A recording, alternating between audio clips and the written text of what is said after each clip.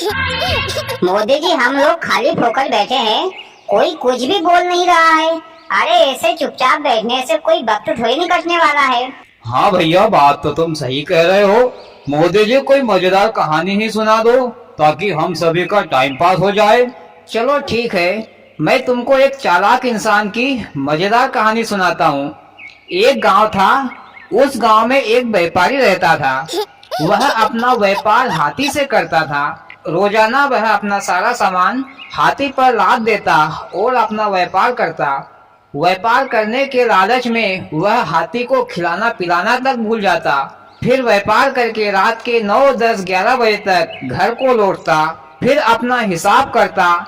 इसके बाद वह व्यापारी रात के 12, 1 बजे हाथी को भोजन पानी खिलाता पिलाता। मोदी जी रात के 12-1 बजे हाथी को भोजन पानी खिलाएगा तो बेचारा हाथी उसके बाप के हड्डे खाएगा।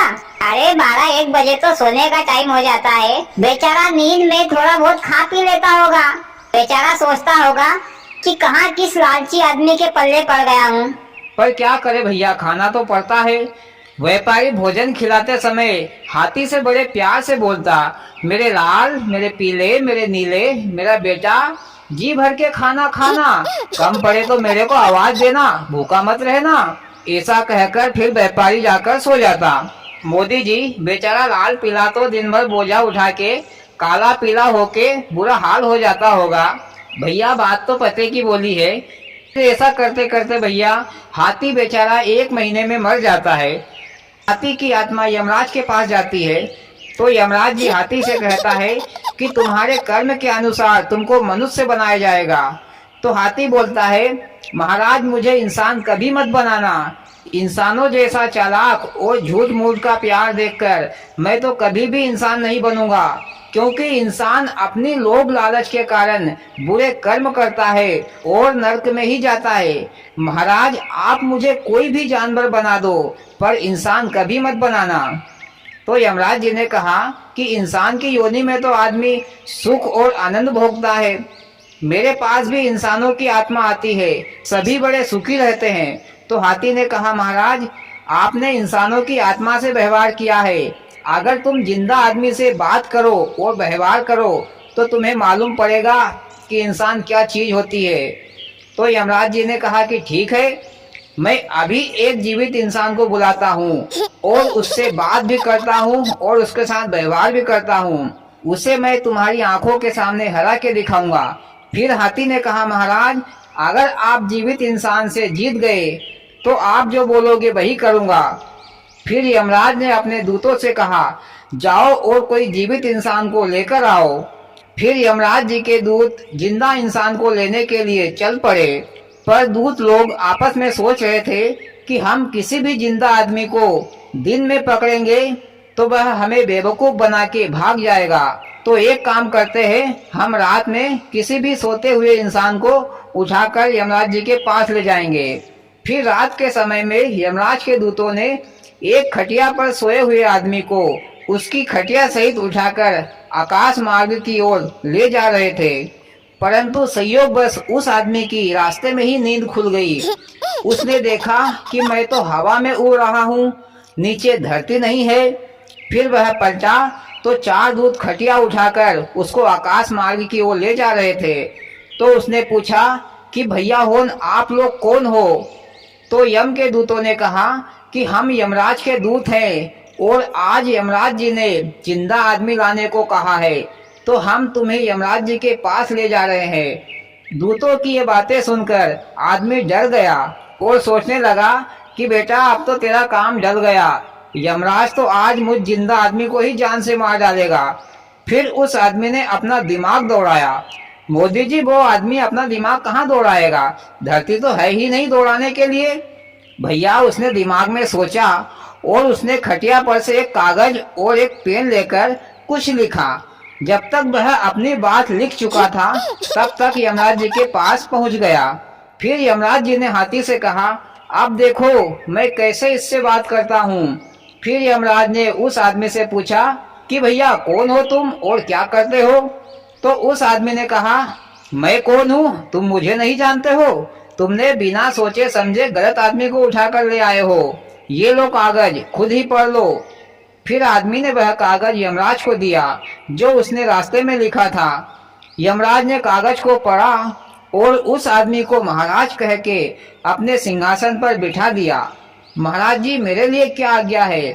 तो उस आदमी ने कहा कि यमराज जी, गेट पर जाकर पहरा देना और आज से ये स्वर्ग नरक का झंझट ही खत्म होना चाहिए। जो मरेगा उसे स्वर्ग ही मिलेगा।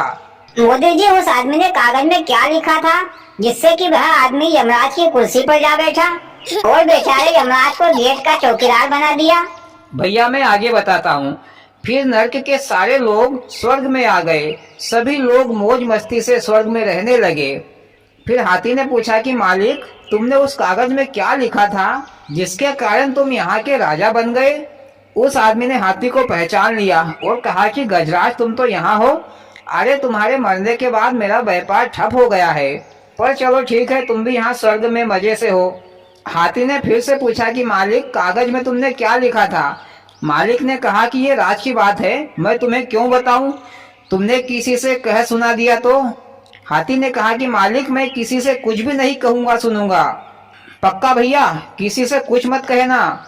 उस कागज में मैंने लिखा था कि मैं भोलेनाथ का सच्चा और सर्वश्रेष्ठ भक्त हूँ, तो यमराज का सिंहासन इसे ही दिया जाए, ये हमारी आज्ञा है। और भोलेनाथ भगवान के साइन कर दिए थे।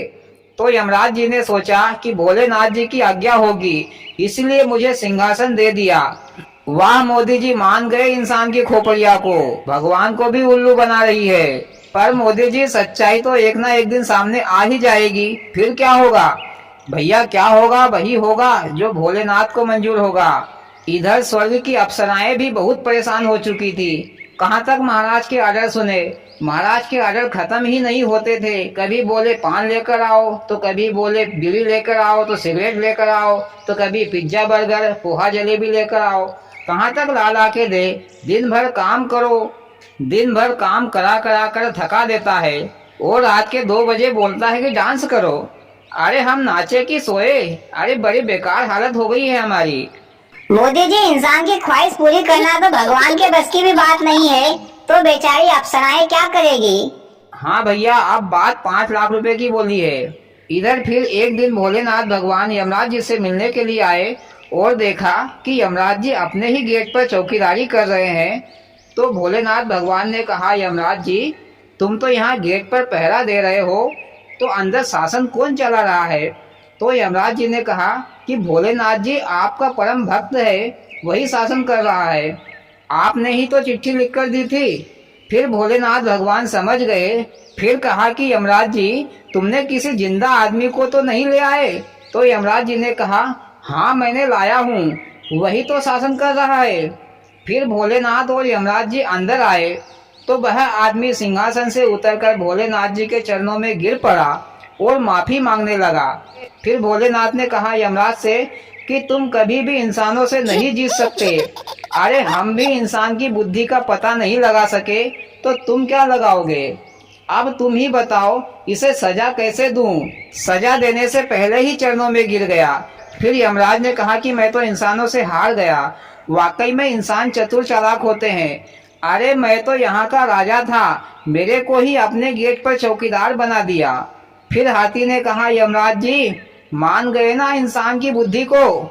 तो यमराज जी, मुझे भी एक व्यापारी बनाना, ताकि मैं भी व्यापार करूँगा, जो भी आमदनी होगी उसमें खुद का भी पेट भरूंगा और दान धर्म भी करूंगा, ताकि मुझे स्वर्ग की प्राप्ति हो। तो भैया होन, इंसान बहुत चतुर चालाक होता है, पर वह परमात्मा के हित में कोई भी कार्य नहीं करता। वह हमेशा अपने ही बारे में सोचता रहता है और भगवान से दूर रहता है। इंसान को अपना कर्म भी करना चाहिए और भगवान को भी नहीं भूलना चाहिए।